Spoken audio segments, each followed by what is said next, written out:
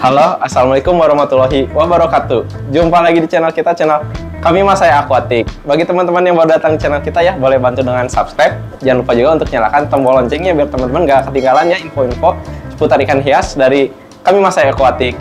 Dan bagi teman-teman yang mau lihat koleksi ikan hias di Kami Masaya Aquatic, boleh di follow aja di Instagram kita atau di marketplace kita, ada di Tokopedia sama di Shopee teman-teman. Linknya di deskripsi, langsung klik aja.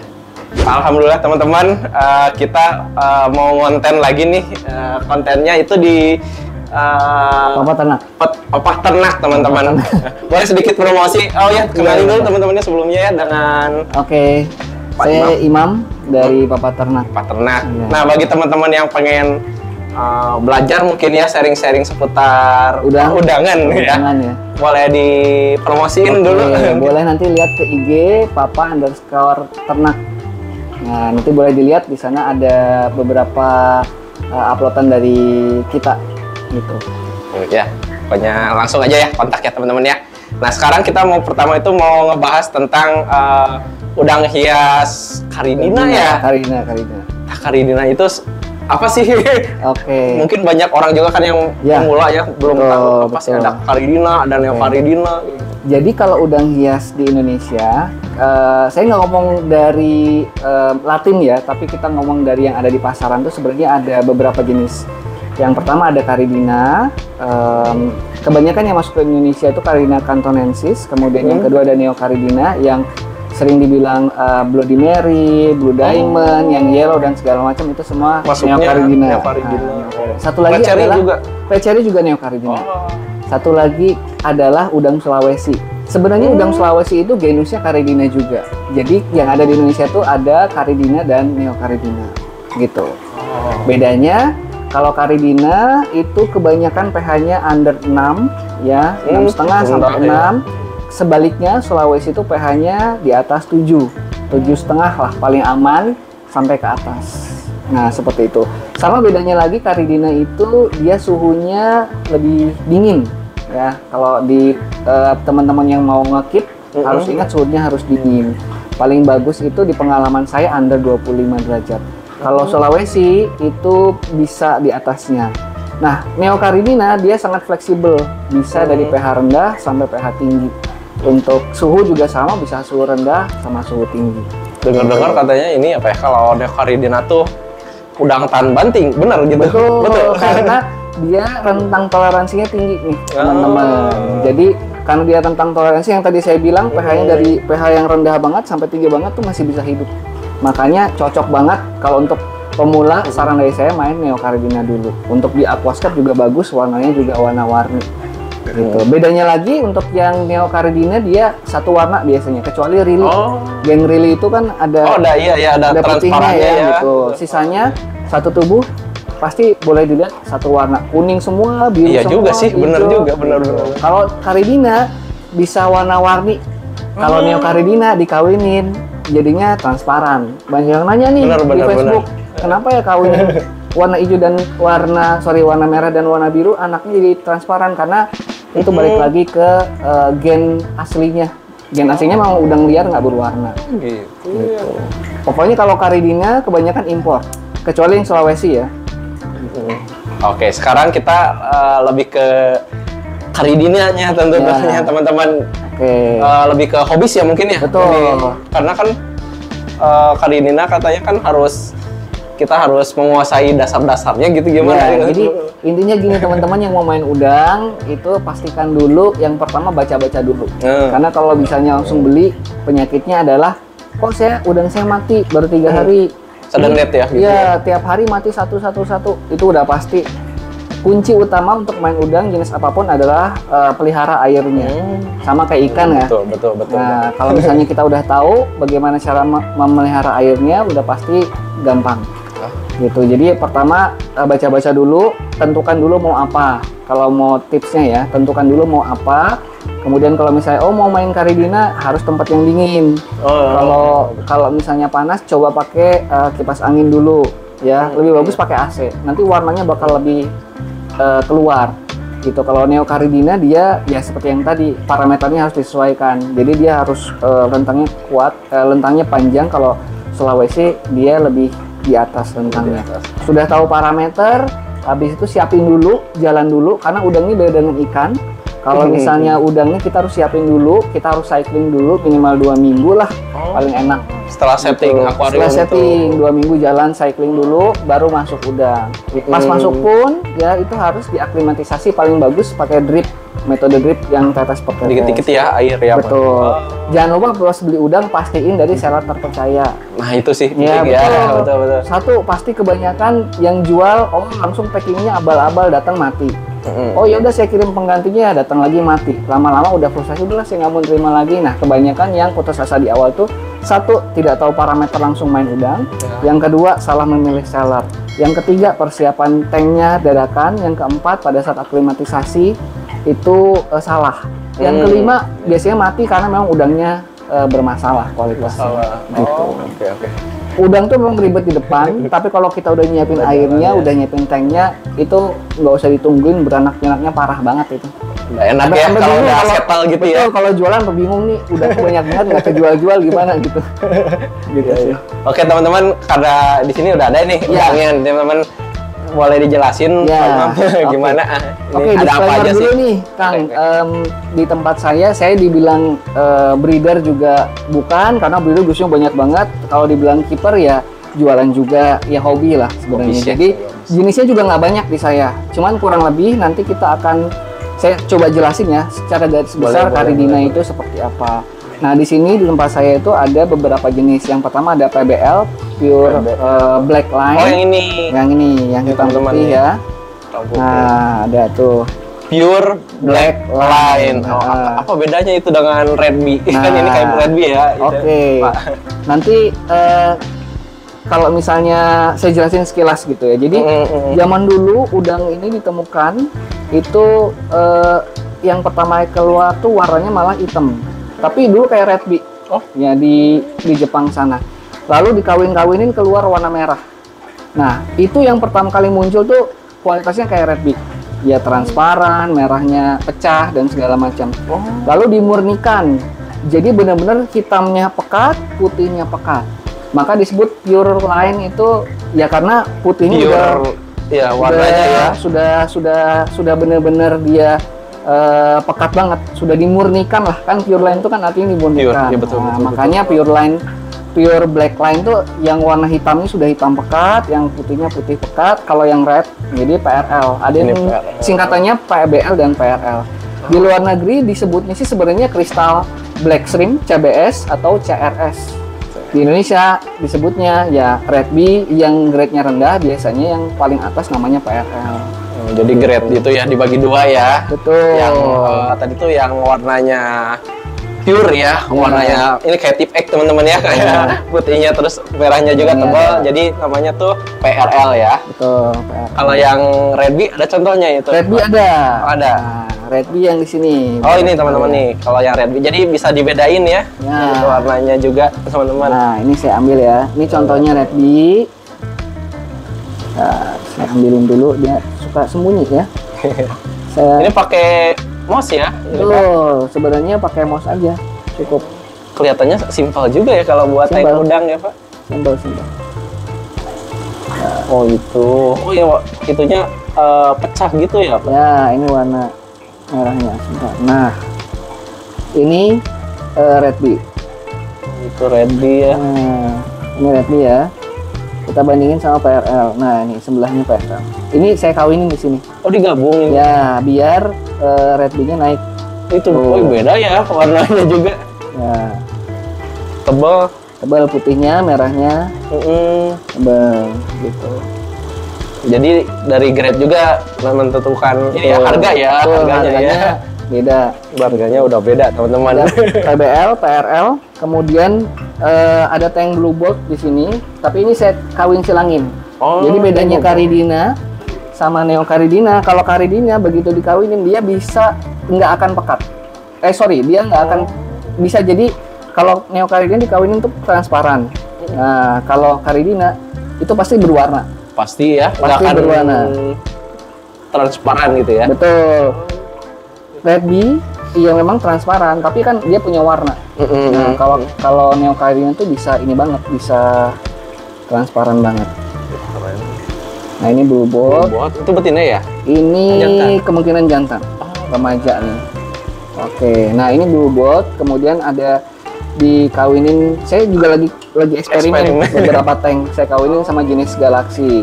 Oh, Galaxy kayak gimana itu? Galaxy. Nah, kalau Galaxy. Wah, baru denger nih teman-teman, Galaxy. Galaxy ada Kayak nama ikan. Ya, betul, Galaxy ini. Galaxy. Ini contohnya ya, ini contohnya. Jadi dia, nah ini awalnya yang sebelah kiri ini namanya Pinto. Pinto itu dia cuman kepalanya hitam, badannya doang yang putih. Ya, ini Galaxy juga ada red, ada black ya. Ini ada warna yang black. merahnya juga. Ya. Kemudian sekarang hasilnya seperti ini. Dia apa namanya? Kalau misalnya yang namanya Galaxy, seperti tadi Pinto, cuman pipinya cemong-cemong tuh. Oh, bintik-bintik ya, gitu kan kayak Galaxy. Galaxy itu makanya disebut kayak Galaxy. Bintang-bintang, ada kayak bintang-bintang. Ini cemong-cemong. Ini yang lagi saya kawinin itu untuk ngejar jenis yang lain. Nah, ini perlu diubah-ubah nih. Spesial untuk eksperimen ya berarti itu Pak. Nah ini percampuran antara Galaxy sama Blue Bolt nih. Ini betina. Oh ini silang. Kawin silang. Ini kalau Caridina dia nggak pecah warnanya tuh. Ya. Stabil ya. Ya, tapi memang coraknya yang perlu kita murnikan. Coraknya.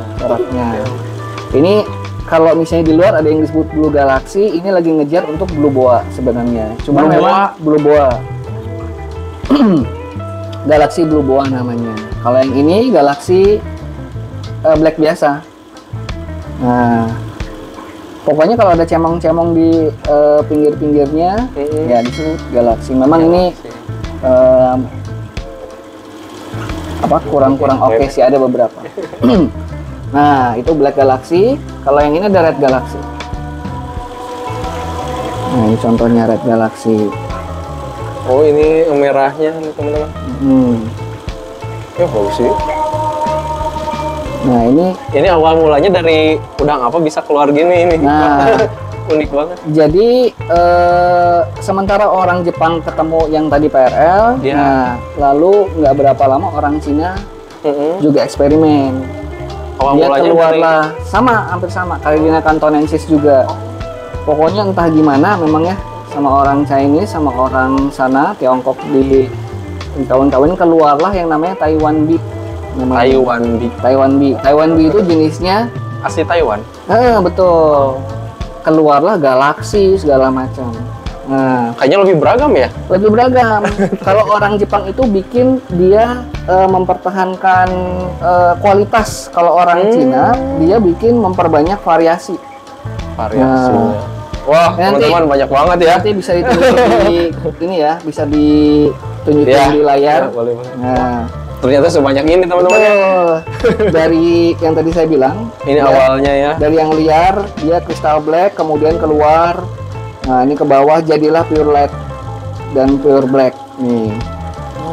Kemudian, nah ini semua yang Jepang-Jepangan nih. Itu Jepang. Ya, ini Taiwan Bee ini ya orang Taiwan yang bikin. Ada warna hijau gini ya. Betul. Keren banget. Salah satunya Galaxy ini di sini.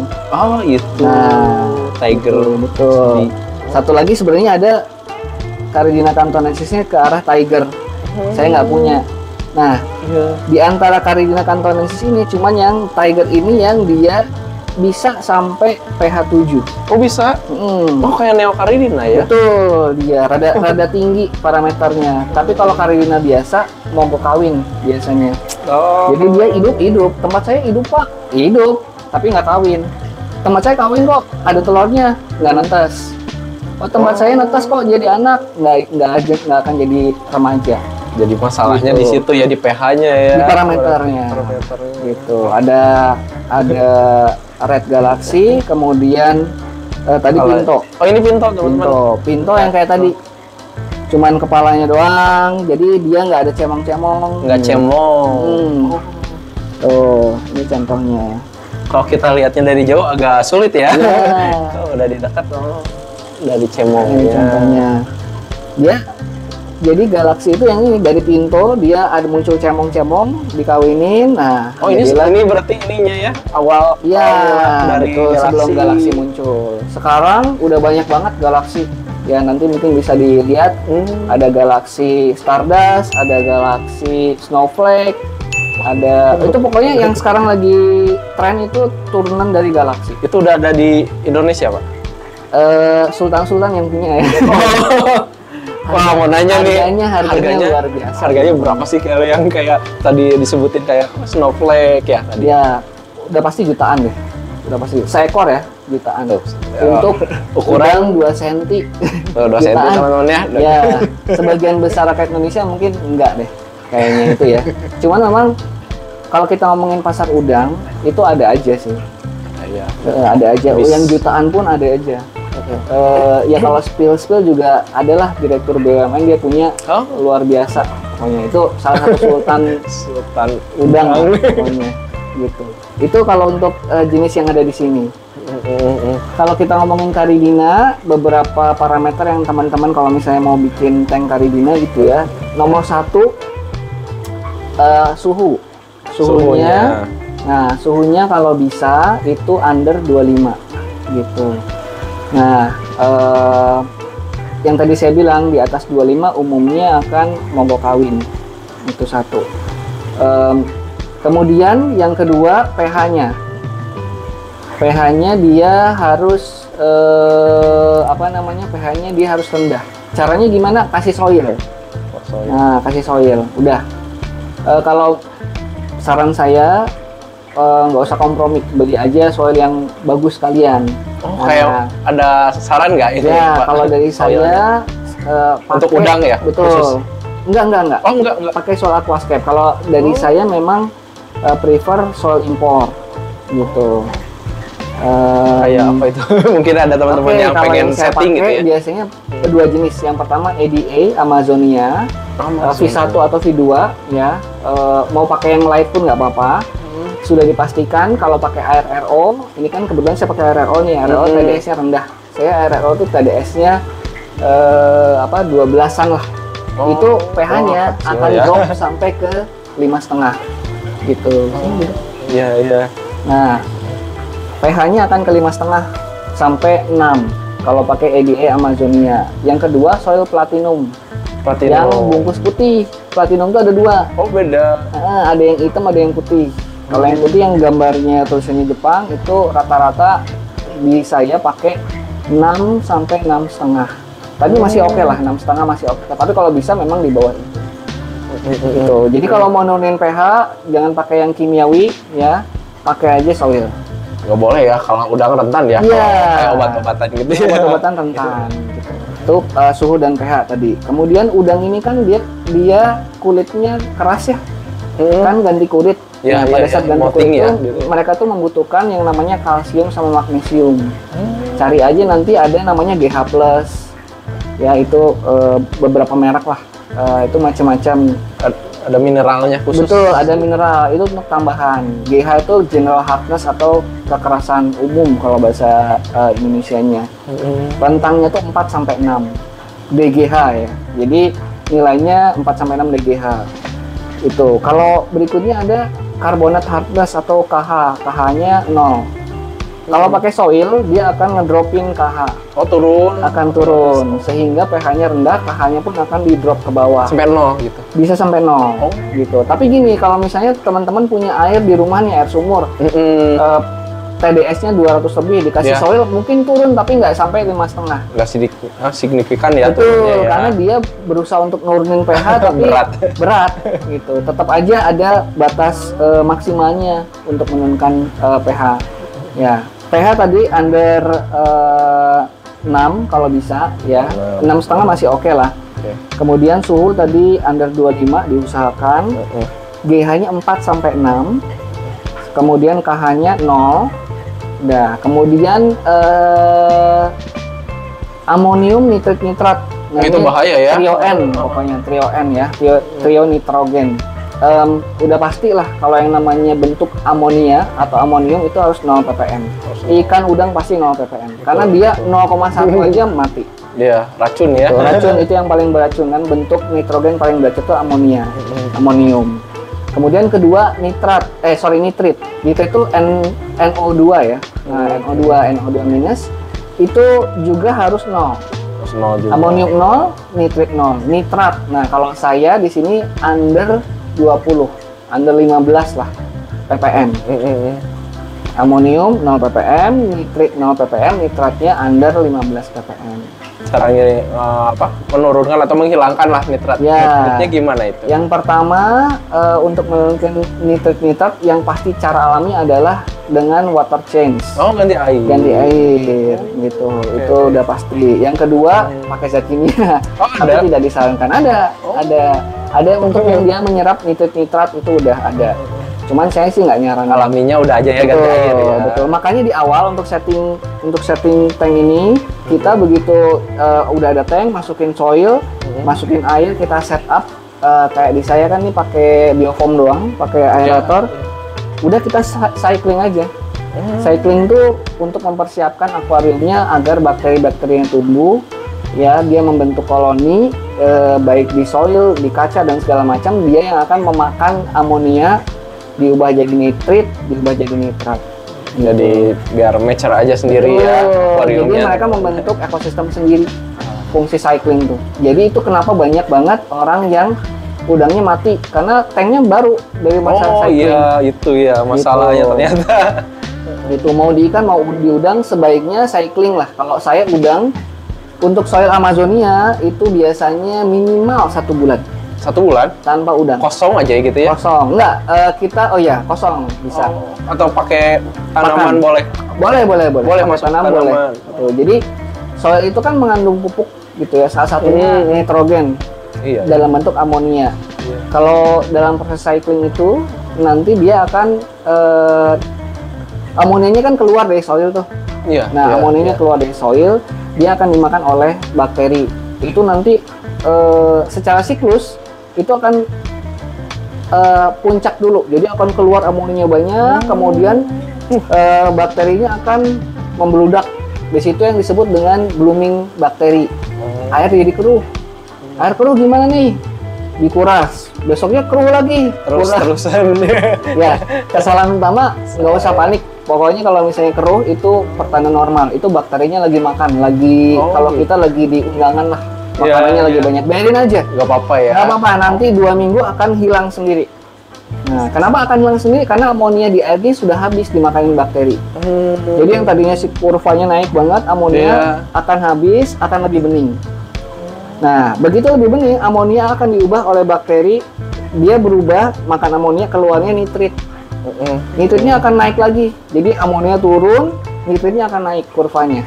Nah, nanti ada deh, saya kasih. Ditunggu aja pokoknya itu ya, makanya sebulan itu ya. Betul, nitritnya naik lagi, setelah itu dimakan lagi, berubah jadi nitrat. Itu bentuk yang paling tidak berbahaya, gitu. Oh ya Pak, kalau itu dalam sebulan itu kan prosesnya nunggu ya, sambil cycling juga kah?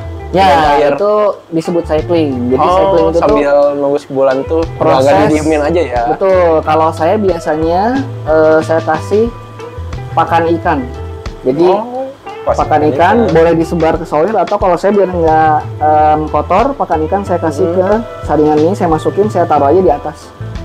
Jadi dari soil keluar amonia, di sini juga keluar amonia. Kalau mau mempercepat lagi boleh pakai bakteri starter. Oh iya, pakai itu ya bisa lebih cepat. Pakai bakteri starter itu juga oke untuk nambahin jumlah bakteri.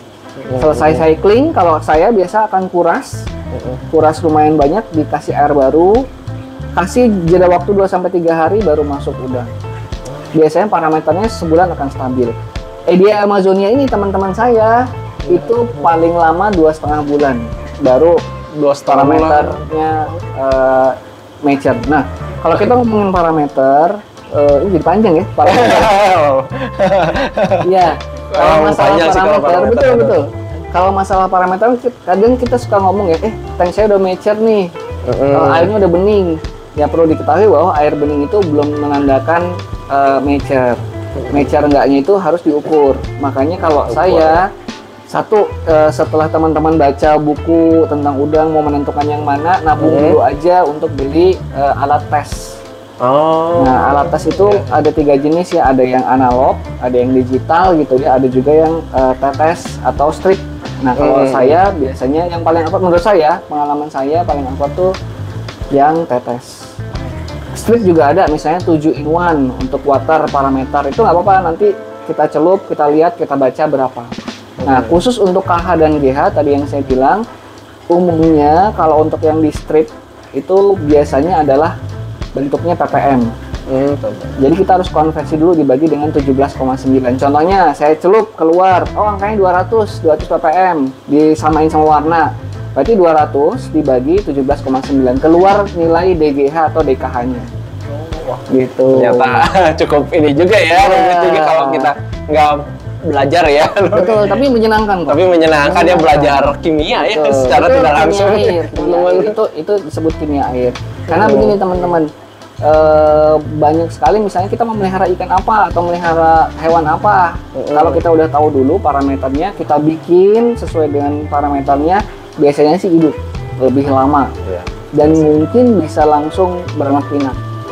Gitu ya. Yang penting pelajari dulu ya, berarti airnya ya. Betul, persiapan main udang dulu. Betul. Jadi memang fenomenanya itu kebanyakan mati mendadak, mati tiba-tiba. Nomor 1 pasti karena air. Biasanya kayak gitu. Nomor 2 karena sering dikobok. Kalau dikobok sih tambahin itu udah mati biasanya. Makanya udah kalau udah settle, biarin aja udah.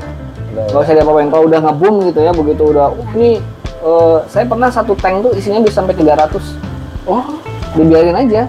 Segede gini tank ini. Tank ukuran 20 kali 25 kali 40 kali 30 tuh bisa sampai 300 pas diambilin, pas dipanen. Itu karena memang parameternya ya. Pokoknya hewan kalau misalnya parameternya udah oke, baik hewan, ikan atau udang, itu pasti udah nyaman ya. Udah nyaman, biarin aja. Jangan banyak dikobok. Wah, gitu. Jadi hancur. Iya. Keganggu. Gitu. Kalau Caridina kurang lebih itu parameternya. Kemudian untuk ngukurnya, saran dari saya beli test kit. Ya memang sih mahal, ya nabung. Pokoknya kalau saya zaman dulu juga saya nabung dikit-dikit, nabung berapa per bulan, akhirnya bisa dapat semuanya. Gitu sih. Wah, info banget teman-temannya ini, ilmu lah pokoknya teman-teman ya. Mudah-mudahan teman-teman bisa nyerap ya ilmunya, sharing-sharing kita ini dan Pak Imam nih. Betul. Nanti boleh dilihat di IG saya juga ada sharing-sharing terkait parameter sih, gitu bagaimana untuk. Nanti mungkin kita bagi teman-teman yang mau lanjut sharing ya, bisa langsung japri mungkin ya di WA ya. Boleh. Nanti kita akan cantumin nomornya. Boleh komen juga ya nanti di komen. Oh, boleh. Kita bahas. Kalau rame kita collab lagi di parameter. Oke, siap. Kayak gitu. Ternyata cukup panjang ya teman-teman ya. Nanti pokoknya lebih jelasnya bisa di japri ya teman-teman ya. Makasih banyak Pak Imam. Oke, siap. Kita udah bahas udang Caridina ya. Selanjutnya udang asli Indonesia ya. Kita mau bahas juga karena di sini juga ngebreed ya. Betul, ngebreed. Oke. Makasih banyak teman-teman udah saksikan channel kita. Jangan lupa di-subscribe, jangan lupa juga untuk nyalakan tombol loncengnya, dan bagi teman-teman yang follow ikan hias tadi aja follow aja di Instagram kita @novlogmasai ataupun marketplace kita Tokopedia sama di Shopee teman-teman. Makasih banyak. Wassalamualaikum warahmatullahi wabarakatuh.